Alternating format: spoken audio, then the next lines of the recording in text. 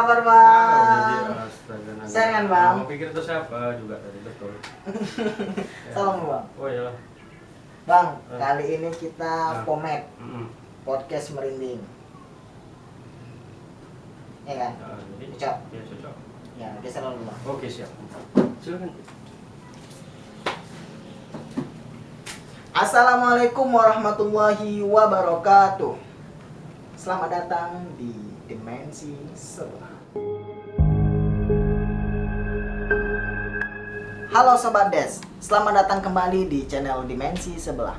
Kali ini tetap sama seperti sebelum-sebelumnya, namun mungkin barangkali ada yang berbeda. Pomed, podcast merinding.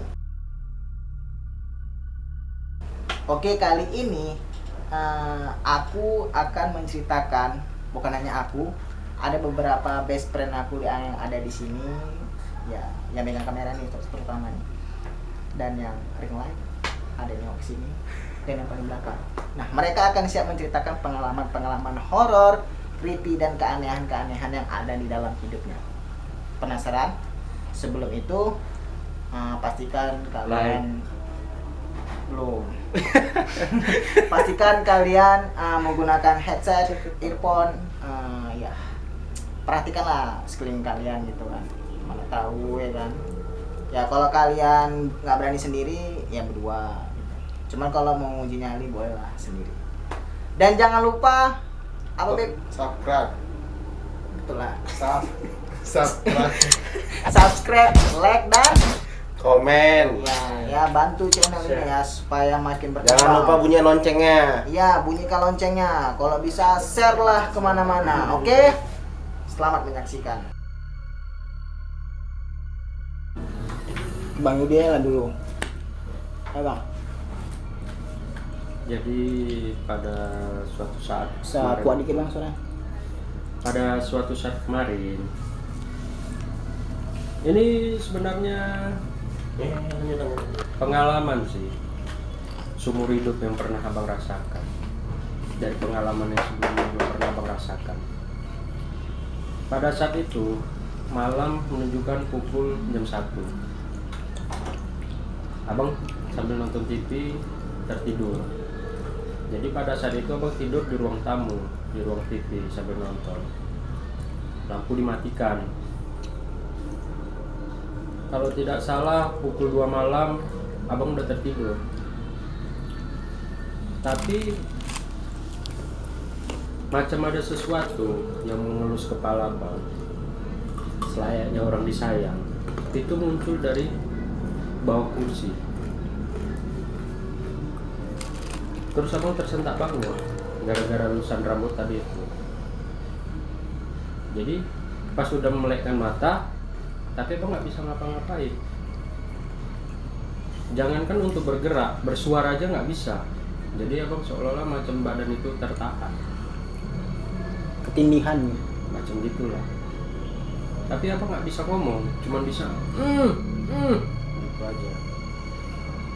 Itu berapa lama itu baru Abang bisa gerak itu? Ada hampir 10 menit lah Ji, lumayan lama juga. Mata Abang terbuka tuh, nengok. Terbuka, dalam keadaan sadar. Yang aneh-aneh ada terlihat? Nggak ada? Nggak ada. Abang tersentak bangun tuh gara-gara macam ada tangan keluar dari bawah kursi ngelus-ngelus rambut abang. Seolahnya kayak orang disayang gitu. Ya udah, makanya abang tersentak bangun, melek, tapi abang nggak bisa ngapa-ngapain.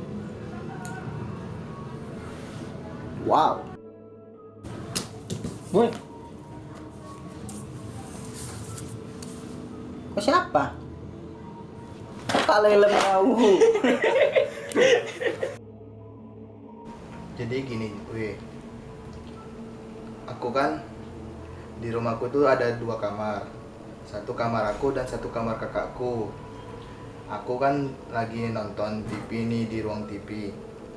Tiba-tiba aku merasa nggak enak. Ada sesuatu yang aneh di kamar kakakku ini. Jadi tiba-tiba aku lihat di kamar kakakku seperti ada orang tidur. Dan kedua kalinya aku pun juga lihat ada orang tidur juga. dan pada saat didekati ternyata yang tidur itu hanya sebuah tempat bantal dan guling. Gitu cerita dariku.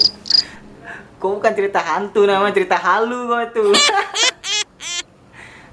Lain. Yang lain nggak ada, weh.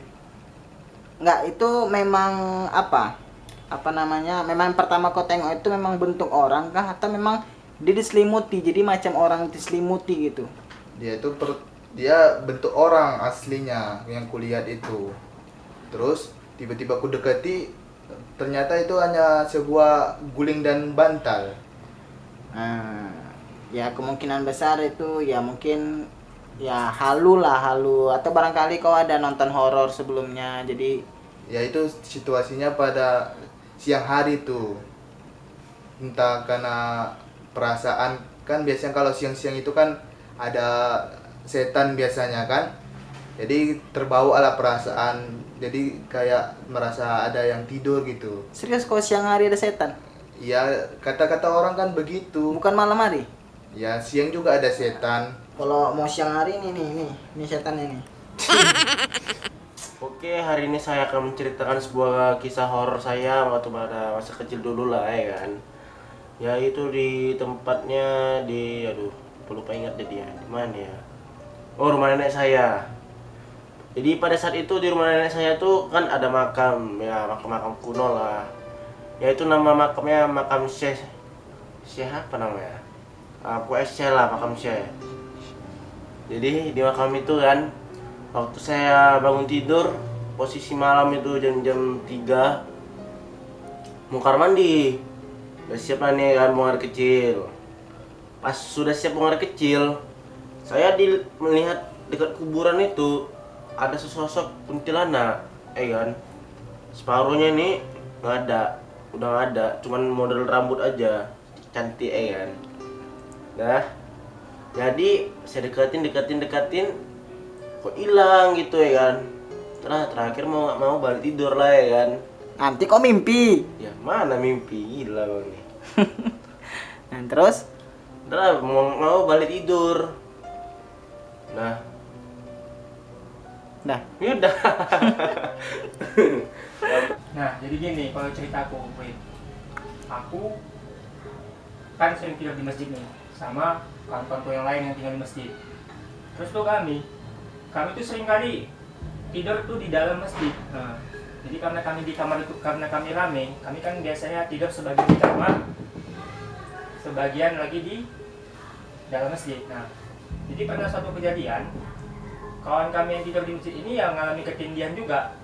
Ketindihan, badannya kayak nggak bisa terangkat, kayak nggak bisa bergerak gitu. Itu juga dia juga nggak bisa bersuara dia pun susah. Nah, jadi pas dia mengalami ketindihan itu dia minta tolong sama kami. Ya kami bacakan doa lah, baru siap itu baru bisa. Terus juga ada nih pengalaman kami yang abang-abangan kami lah abang-abangan yang sebelum tinggal di masjid itulah. Abang itu juga pada cerita bahwasanya kalau di masjid itu dia juga mengalami hal yang sama. Nah, tapi pas posisinya ceritanya nih gini, abang itu jadi imam subuh nih, sholat subuh seperti biasa. Nah, udah siap sholat nih kan, udah siap sholat, abang ini karena capek kali lah itu malamnya, dia tidur di masjid, di dalam masjid itu juga. Posisinya dia tidur di tempat imam, di safnya imam. Karena dia kan sebelumnya imam, jadi dia setelah orang semua pulang, dia tidur di posisi di saf imam itu dia tidur. Terus pas dia tidur di situ, pas dia tidur nggak berapa lama dia langsung terangkat gitu. Pas dia terbangun dia udah pindah ke saf bagian perempuan. Nah, dia pun heran kan, kok bisa dia pindah gitu. Padahal dia dalam seingat dia nggak sadar bahwasanya dia tidur di saf imam, bagian di safnya imam, tapi dia bisa pindah ke bagian safnya perempuan. Nah, terus itu memang menurut cerita-cerita orang-orang di situ dulu memang yang namanya jin masjid itu kan pasti ada. Mungkin pas abang itu cerita pas sama kami, dia cerita tuh jinnya itu mau sholat gitu. Jadi dia merasa terganggu bahwasanya ada di depan dia yang tidur. Terus ya udah dipindahkannya, diangkatnya lah ke bagian perempuannya itu. Nah, itu menurut cerita dia. Jadi gitu sih, weh, cerita dari aku. Kalau kalian kayak mana? Jadi pada waktu itu bertepatan hari Minggu. Sebelum hari Minggu, malam minggunya kami begadang. Ada 6 orang. Jadi setelah paginya, pukul setengah 4 pagi, kami rencana mau berjalan-jalan sebentar sebelum pulang ke rumah. Rupanya dari kejauhan kami menampak sosok putih sedang lompat-lompat. Entah apapun itu, awalnya kami kurang tahu. Karena jam setengah 4 pagi masih kabut, jadi cuaca pun masih berembun. Karena kami ramai, jadi kami nggak merasa takut. Jadi dia lompat-lompat menuju ke arah kami. Kami tungguin lah dia. Karena cuaca kabut itu kan agak gelap. Karena pukul setengah 4 pagi. Setelah kami tungguin, ternyata yang lompat-lompat tadi itu adalah orang jogging. Memakai jaket putih dan celana putih. Cocok. Karena dia lari-lari tadi, posisinya lompat-lompat, jadi seolah-olah kami pikir dia pocong lompat-lompat. Jadi kami di situ, ya tahu sendiri lah gimana kan. Oh alah,